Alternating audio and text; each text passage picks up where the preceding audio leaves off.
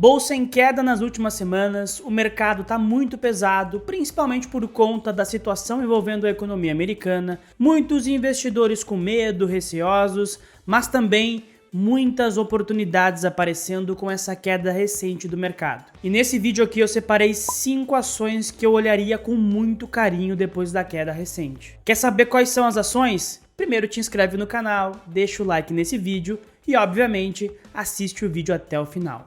Antes de mais nada, é muito importante pontuar que eu acredito que a tendência macro segue a mesma. É juro para baixo aqui no Brasil e logo veremos o juro caindo nos países desenvolvidos também. Apesar de estarmos passando por um momento mais nebuloso, onde os juros americanos seguem abrindo, eu acredito que esse estresse é temporário e logo a situação tende a se resolver por lá. Ou a situação se resolve por bem, com um pouso suave da economia, ou se resolve por mal, com alguma coisa quebrando e o Banco Central tendo que parar de falar em subir os juros. Em ambos os casos, eu acredito que o cenário é positivo para a Bolsa. A única diferença é que um cenário é mais calmo e o outro vai ter um pouco mais de emoção no curto prazo. Mas, depois de assentada a poeira, a tendência é que os juros comecem a cair por lá, o que vai ser muito positivo para a gente e para os ativos de risco no geral. A primeira ação que eu ficaria de olho e compraria depois da queda recente é a Simpar.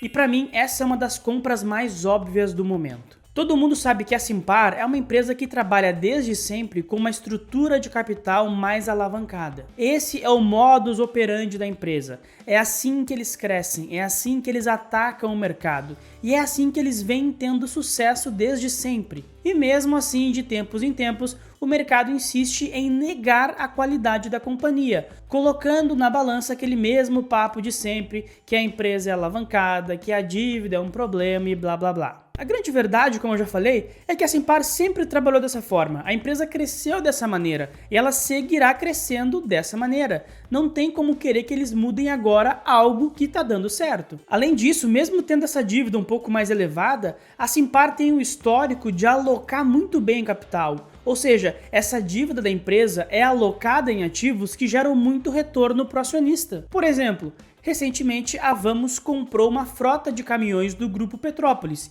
que está em recuperação judicial. E ao mesmo tempo que comprou esses caminhões, que na sua grande maioria são caminhões a partir do ano de 2019, ou seja, são caminhões relativamente novos, a Vamos já alugou esses caminhões em contratos de longo prazo para o próprio Grupo Petrópolis. E como foi uma transação à vista para uma empresa em recuperação judicial, com certeza esses ativos foram adquiridos com um bom desconto pela Vamos. E mesmo após essa aquisição, que na minha opinião foi uma boa aquisição, foi uma boa alocação de capital, o JP Morgan cortou a recomendação de Vamos de compra para neutra, o que fez as ações da Vamos sofrerem e, consequentemente, as ações da Simpar também. E além de tudo isso, a cada 1% que cai a taxa Selic, a Simpar economiza 310 milhões com despesas financeiras que vão direto para o lucro da companhia. Em segundo lugar, a Azevedo e Travassos. A Azevedo caiu bastante após o anúncio do seu follow-on, da sua chamada de capital. As ações preferenciais da Azevedo e Travassos, a ZEV4,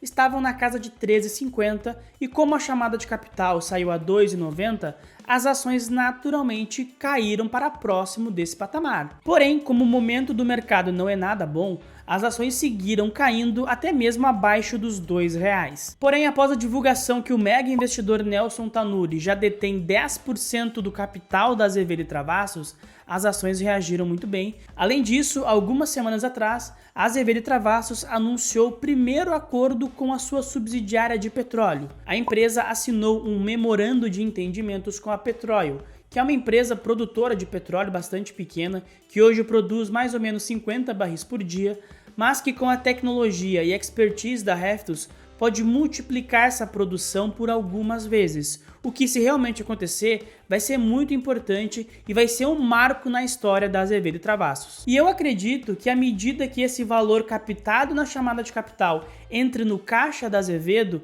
novos acordos serão divulgados nessa frente de petróleo, o que também vai ser extremamente importante. Isso sem falar que a parte de infraestrutura segue a todo vapor e a Heftus também. Inclusive, muito recentemente saiu uma notícia de que a Petrobras abriu licitação para fazer o descomissionamento de uma série de plataformas de petróleo.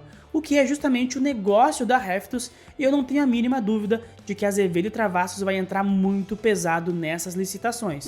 A terceira ação é a Infracommerce. As ações da Infracommerce, assim como as ações da Azevedo e Travassos, caíram bastante nas últimas semanas após o anúncio de um possível follow-on por parte da empresa. Porém, até agora a empresa não divulgou de fato os termos e quando vai acontecer esse follow-on. A Infracommerce apenas divulgou que a empresa estuda esse follow-on, tem a intenção de fazê-lo e que essa proposta já foi aceita, já foi aprovada na Assembleia. Mas eu acredito que esse follow-on deva acontecer, deva ser anunciado de fato em um momento onde o mercado esteja um pouco melhor. De qualquer forma, a Infracommerce teve um segundo trimestre espetacular, a tendência é que o terceiro trimestre também seja muito bom, e se a empresa realmente conseguir captar esses valores no follow-on nos moldes com que ela divulgou, vai ser algo muito importante para a companhia, porque vai diminuir muito o endividamento da empresa e aquele projeto de break-even da Infracommerce talvez venha até mais cedo do que o esperado. E apesar de alguns investidores estarem torcendo o nariz para esse follow-on da Infracommerce, dizendo que é uma grande diluição e tudo mais,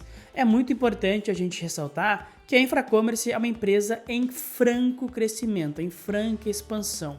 E a empresa tinha no seu cronograma inicial fazer uma chamada de capital relevante em 2022, justamente para pagar os custos do crescimento que ela vinha tendo. Porém, como o mercado não estava aberto, não estava propício naquele momento, ela fez apenas uma chamada de capital privada muito pequena em 2022 para não ficar em uma situação muito crítica. E agora, à medida que o mercado vem melhorando, a empresa tem que vir a mercado e fazer um novo follow-on. Isso é necessário para o futuro da companhia, não é um simples capricho. A Infracommerce precisa fazer esse follow-on para ajeitar a sua estrutura de capital, para rodar com mais tranquilidade e se preparar para um novo ciclo de crescimento nos próximos anos. Inclusive, para entender melhor essa tese da Infracommerce, é só assistir esse vídeo aqui. A quarta ação que eu ficaria de olho para comprar aproveitando essa queda é a Moura do B.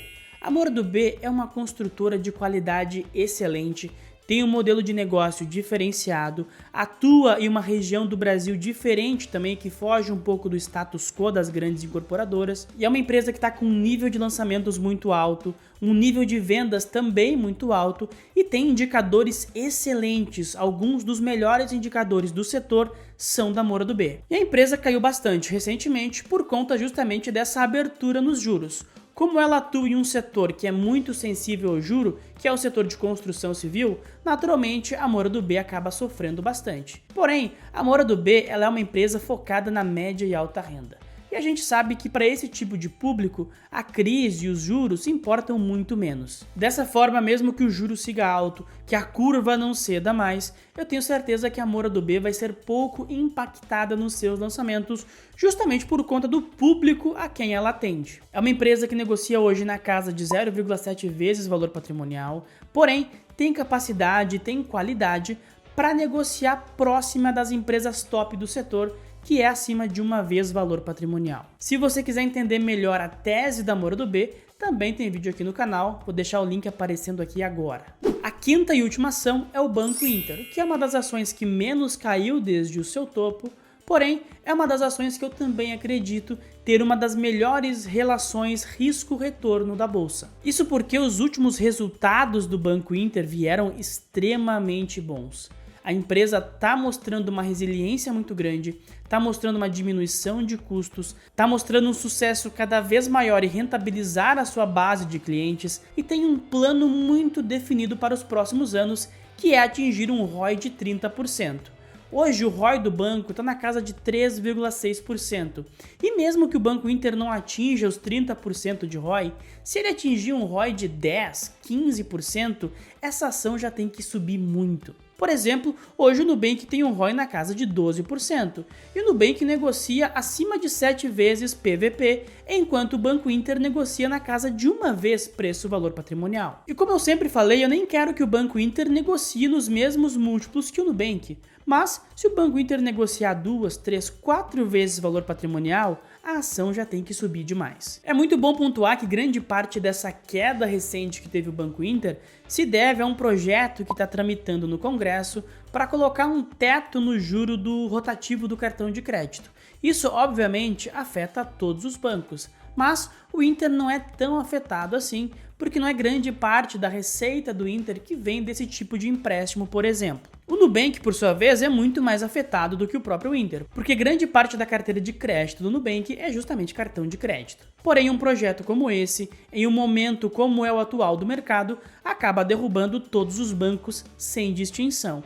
E por isso a gente viu a ação do Banco Inter cair com um pouco mais força nos últimos dias. Mas, como eu falei, os últimos balanços do Banco Inter vieram muito bons, o banco segue num crescimento constante, está diminuindo custos, está tendo sucesso em rentabilizar a sua base de clientes e eu tenho uma expectativa muito boa para o balanço do terceiro trimestre, então eu ficaria de olho também nas ações do Banco Inter.